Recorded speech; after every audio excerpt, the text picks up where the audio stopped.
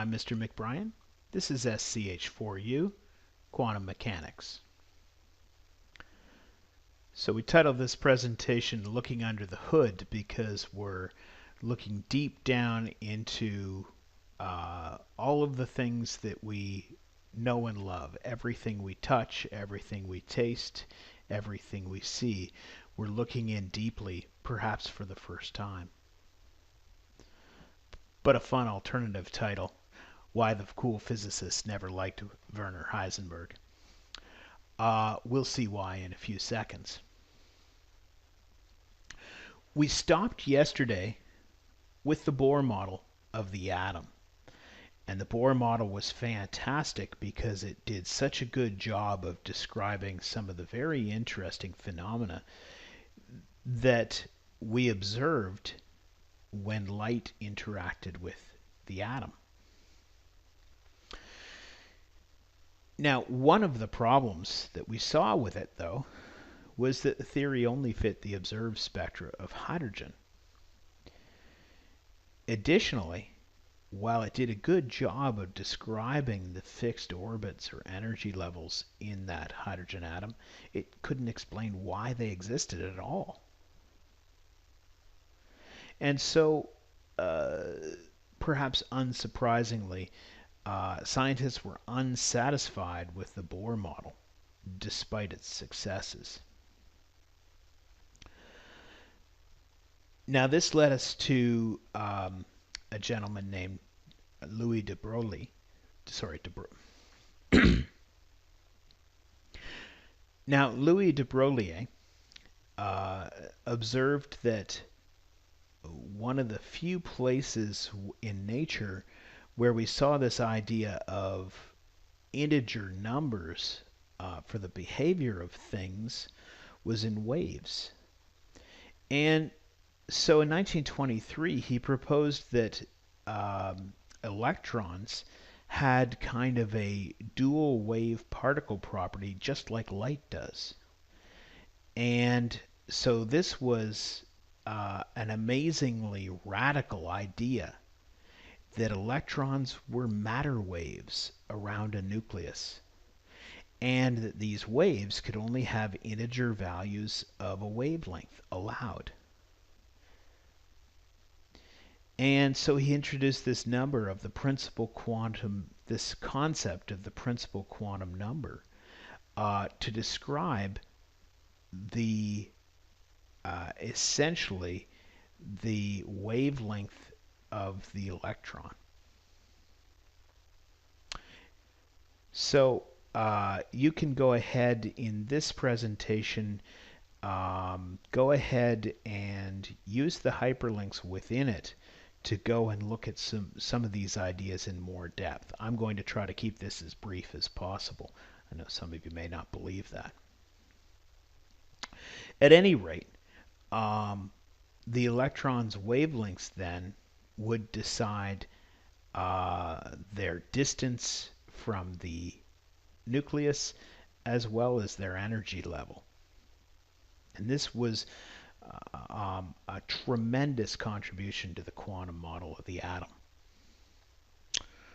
Okay, so this wave mechanical model of the atom then said that the wavelength of an electron must be a whole number, and this created quantized energy levels. Now, this didn't do a good job of describing then what this wave looked like. In 1923, Schrödinger, famous cat hater, he mathematically described the probability function for the location of this electron in terms of its energy level. And it was a radical and amazing mathematical approach to something that primarily had been in terms of metaphor in the past. So we won't have the calculus necessary to approach this here. As a matter of fact, you'll probably have to wait until second or third year physics or chemistry to dig into these equations deeper. But essentially, The equations described the location of the electron, the probability function for the location of the electron, as a function primarily of the energy. And this is exactly what the Bohr model was unable to do.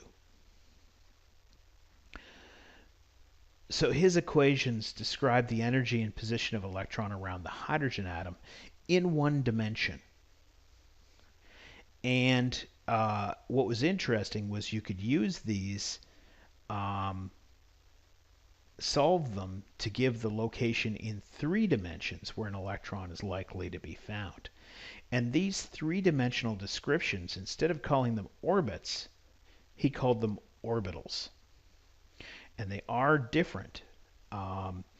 Especially important is the fact that they're not necessarily spherical. Okay, so this idea of there being a probability function and there being a wave function associated with those electrons was not particularly, it was interesting, it was exciting, but it wasn't particularly radical. Then along came this guy, Werner Heisenberg, in 1927, and he proposed that you couldn't simultaneously know the exact position and velocity of a subatomic particle. And this was entirely consistent with Schrödinger's wave equations, because those were simply probability functions for where an electron might be found. Almost anywhere in space is a non-zero probability. However, Schrödinger was essentially of the opinion that, well, you could know where an electron was, we just know the probability of it given in a place. And if we have a clever enough way to detect the electron, we'll know exactly where it is. Heisenberg said that was impossible. It was impossible to know everything about a system at the quantum scale. And this wasn't a matter of designing a better instrument. It was rather a property of microscopic particles. And you can go ahead and look at some of this in more detail. It's startling stuff. So things get very interesting along the way, and there's more information to be had. I heartily endorse going and digging deeper into these things and having a look at how strange our universe is once we get down to the subatomic level. Go ahead and click on any of these whenever you want and have some fun. Let's get you to the point where you can take some of the most brilliant minds of the 20th century and what they thought about what they were collectively learning. So Heisenberg himself talked about atoms or elementary particles aren't real. They form a world of potentialities or possibilities, essentially probabilities, rather than one of things or facts. So everything is about might be and could be, not is and are. Bohr looked at what was being discussed, and as it sank in, said, anyone not shocked by quantum mechanics has not yet understood it. Another prominent physicist said, I can't accept quantum mechanics because I like to think the moon is there, even if I'm not looking at it. And you might have heard of him. So very bright minds were dumbfounded by this concept of quantum mechanics. Okay, let's dig in then and look at Schrödinger's orbitals in some detail. So Schrödinger's equations described how at each energy level n, there's a probability distribution for where an electron may be found. So these orbitals, each one can contain only 2 electrons, and they have three-dimensional shapes denoted by letters S, P, D, F, and if necessary, and it won't be in this course, G, H, etc. So what's unique about these? The s orbital only has one type. P orbitals, there are three types. D, there are five, and F, there are seven. And if you do the math, that indicates that there are 2 s electrons, 6 p electrons at each level, 10 d electrons at each level, and 14 f electrons at each level. So let's look at these. Schrödinger's equation suggested that the s orbital would be spherical. So the boundaries of this sphere are simply the edges of a 95% probability that the electron will be within there. The p orbitals, remember there are 3 of them, the p orbitals are actually oriented according to the axes. They're at 90 degrees to each other. So we have the x, the y, and the z p orbitals. D orbitals get a little funkier. So the probability function for these looks like this. And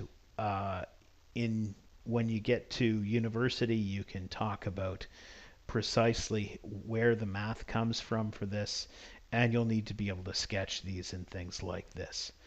But there's a z squared, a yz, zx, xy, and x squared minus y squared. And the math gives us these shapes. And the f orbitals become even more exciting. Remember, these are the areas in which there's a 95% probability the electron will be contained. Okay, so this is a picture of the first 4 energy levels of hydrogen. We can see that at level 1, there's simply an s. Level 2, there's the 2s, 2p, 2p, and 2p orbitals, and so on.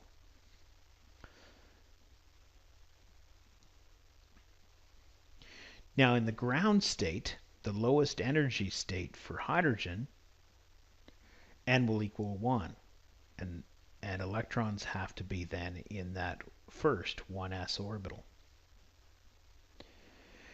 Again, the distance of the electron from the nucleus is predicted in terms of probability. So we can think of that probability as being a spherical cloud of electron probability.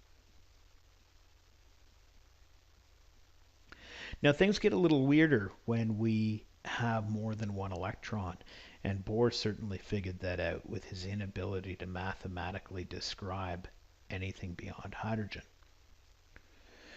When we have more than one electron, we see electron-electron repulsion. Remember, similar charges repel each other.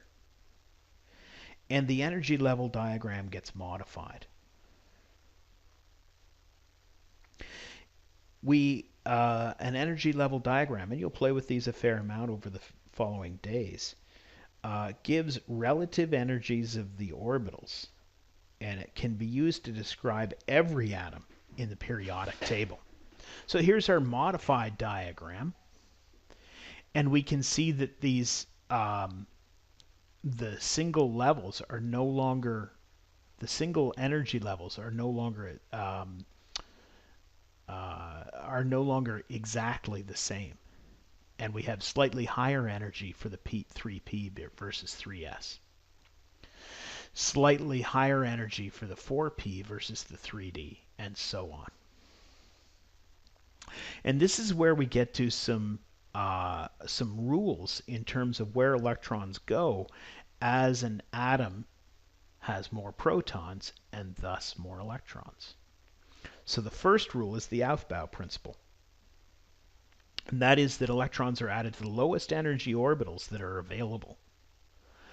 This means that if we have 3 electrons, we're not going to see, we can expect to see the first 2 be in the lowest energy level. The next electron is not going to be filled into the 4f orbital. Instead, it's going to be in a low energy location. The next rule we use is that only 2 electrons can occupy a single orbital. So this means you're never going to see 3 electrons located inside the 1s orbital. Then we have Hund's rule, and that is that due to electron repulsion, if the energy levels are the same, for example in this 2p set of 2p orbitals,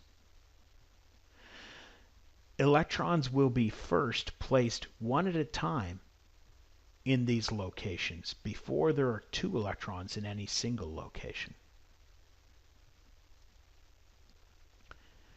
And finally, the Pauli exclusion principle says that electrons in the same orbital, for example 2 electrons in this 1s orbital, will have the opposite spin. And spin, we describe it as up or down.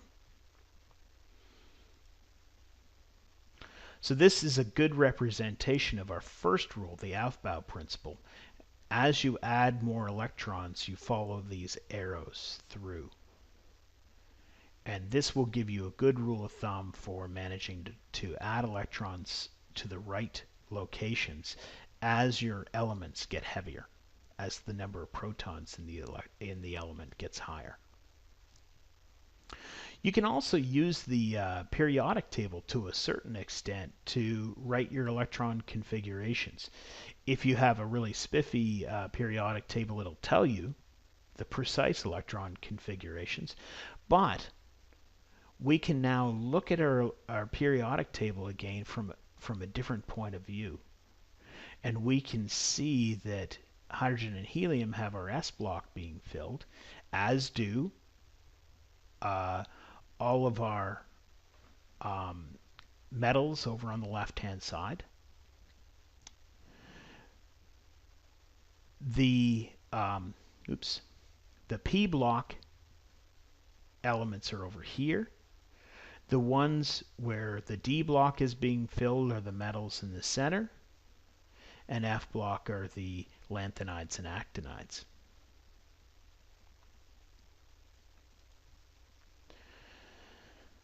So what you can do is use those 4 rules to go ahead and write energy level diagrams, putting electrons into the appropriate locations, one up, one down, whenever there's 2 of them, for beryllium, carbon, oxygen, chromium, and gold. You can go ahead and put those electrons in place using those rules.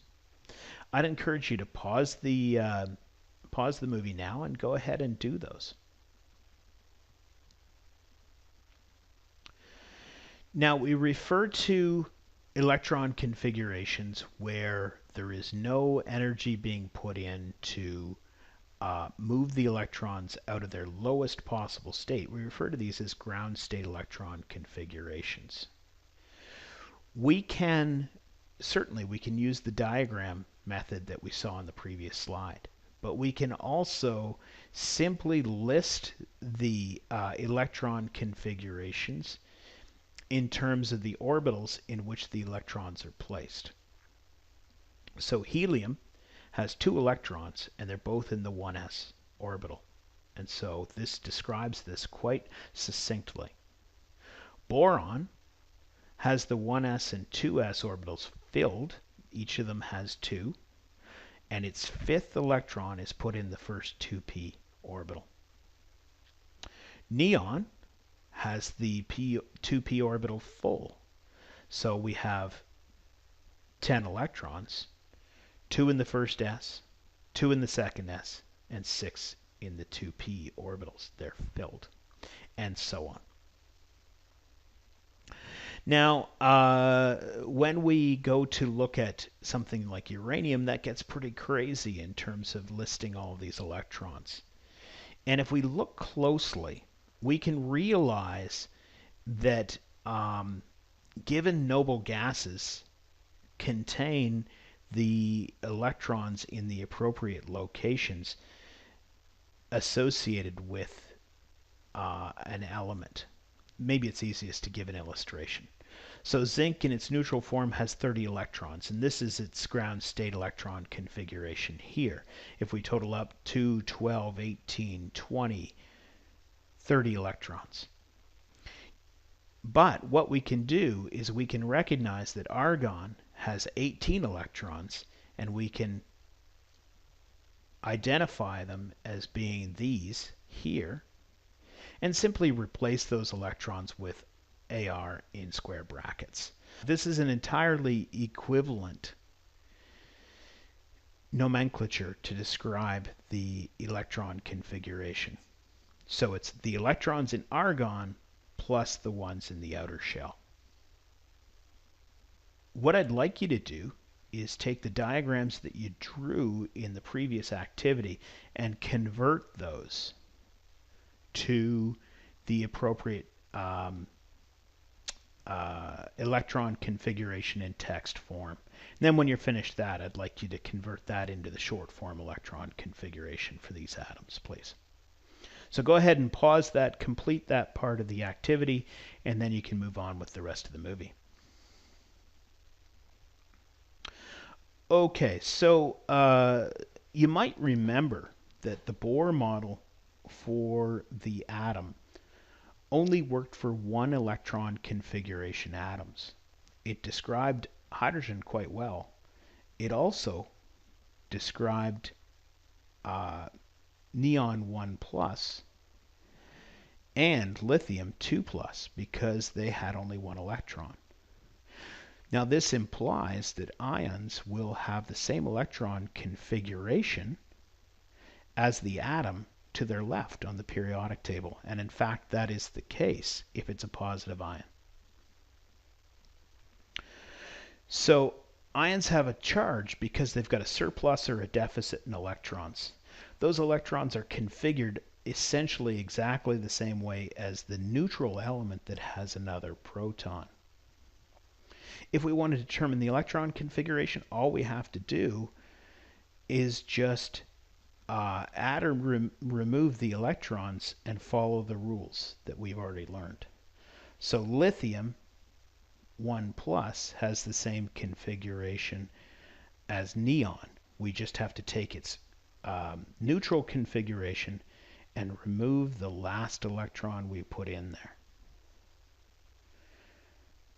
And so when we remove this 2s electron, we have the same electron configuration as neon. So all you have to do is remember that in order to get a plus, you have to take an electron out. In order to get a negative, you have to add an electron in.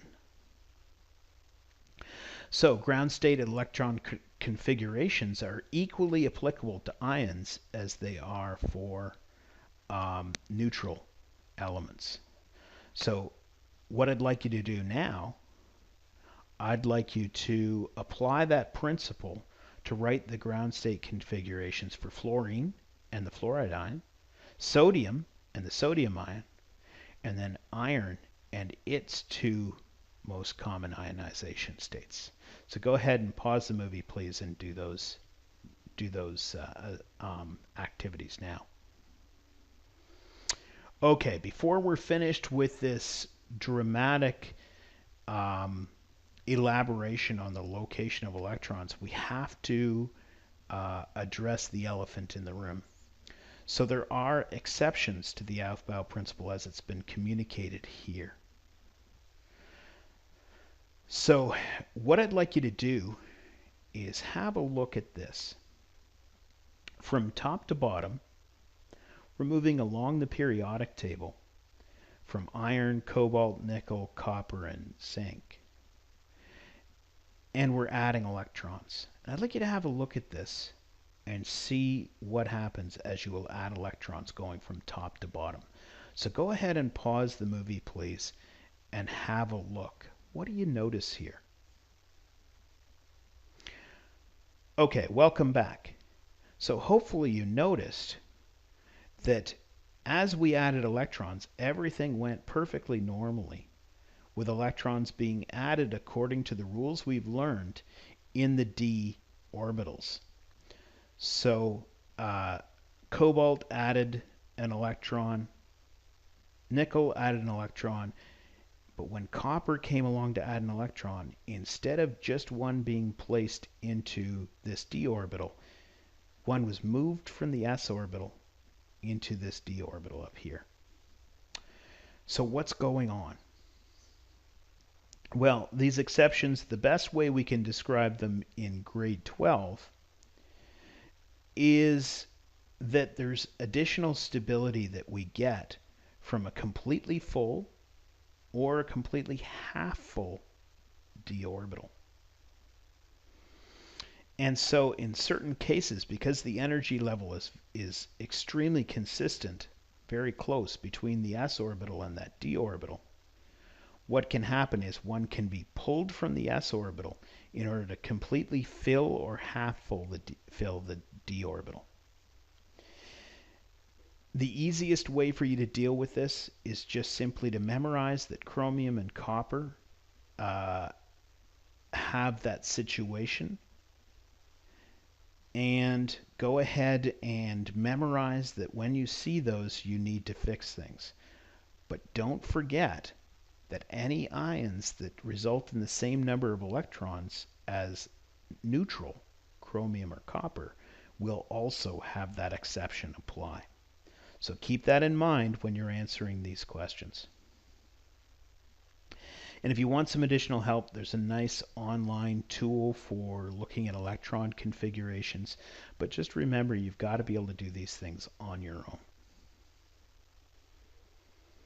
Okay, so in terms of homework then, go ahead and do the first few questions in the worksheets SP02 and SP03. And of course, read through the note. There's a lot of big concepts we covered today, so you may need some additional time in order to digest this. Thanks very much, and have a great night.